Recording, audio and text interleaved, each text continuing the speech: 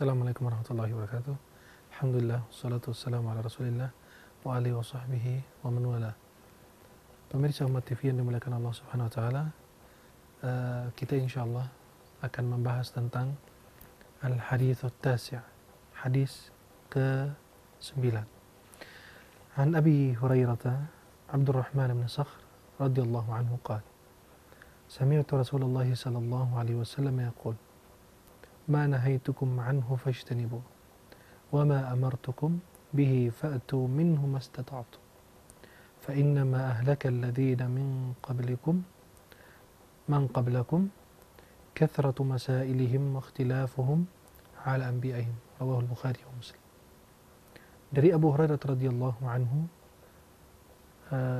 Abdurrahman bin Sakhr radhiyallahu anhu, dia berkata, saya mendengar Rasulullah SAW bersabda, apa yang akan larang hendaklah kalian menghindarinya, dan apa yang aku perintahkan maka hendaklah kalian laksanakan hal tersebut. Sesungguhnya itu hal yang kita lakukan yang diperintahkan oleh Rasulullah semampu kita, dan sesungguhnya kehancuran orang-orang sebelum kalian adalah karena banyaknya pertanyaan mereka yang tidak berguna, tidak ada manfaatnya. Mereka selalu bertanya kepada para nabi dan rasul mereka sebelum kalian tentang pertanyaan yang tidak bermanfaat.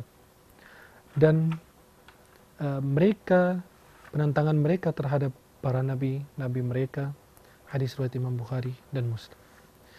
Pemirsa Umat TV yang dimuliakan Allah Subhanahu wa taala, di dalam hadis ini wajibnya menghindari semua apa yang dilarang oleh Rasulullah SAW. Semua yang dilarang oleh Nabi Muhammad SAW, kita harus menjauhinya.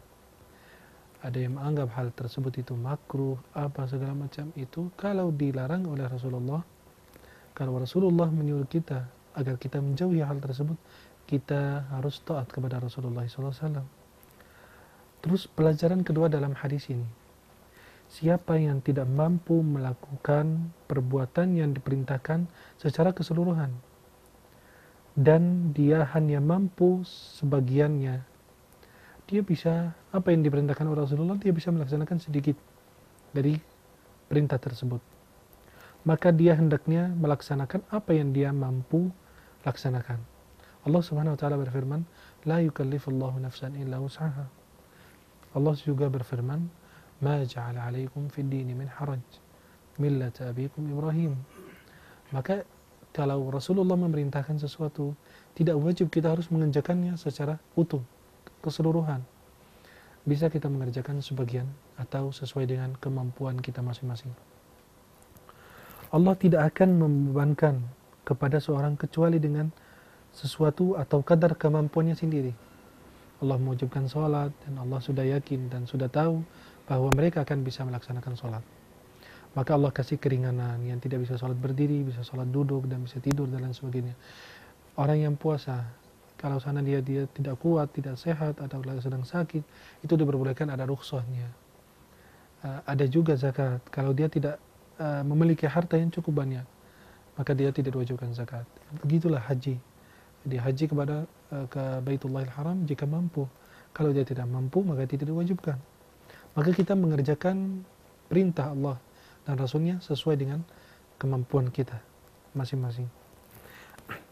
Ada pelajaran lagi dalam hadis ini, perkara yang mudah tidak gugur karena perkara yang sulit. Ini juga pelajaran dalam hadis Rasulullah ini.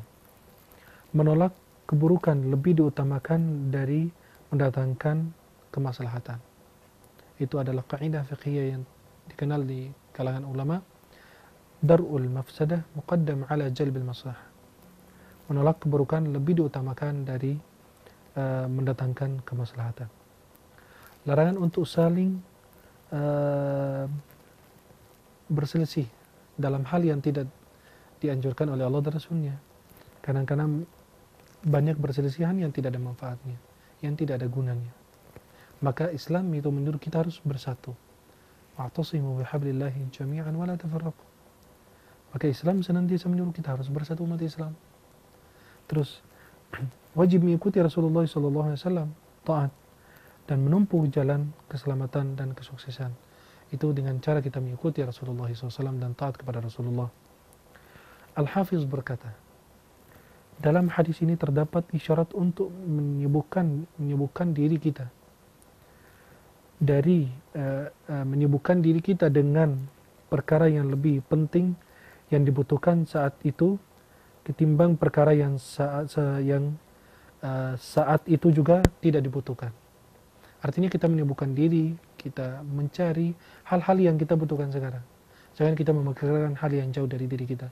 Maka kita memikirkan hal ini dulu, karena kalau mau bertanya tentang yang kita membutuhkan, bukan yang sesuatu yang kita tidak membutuhkan.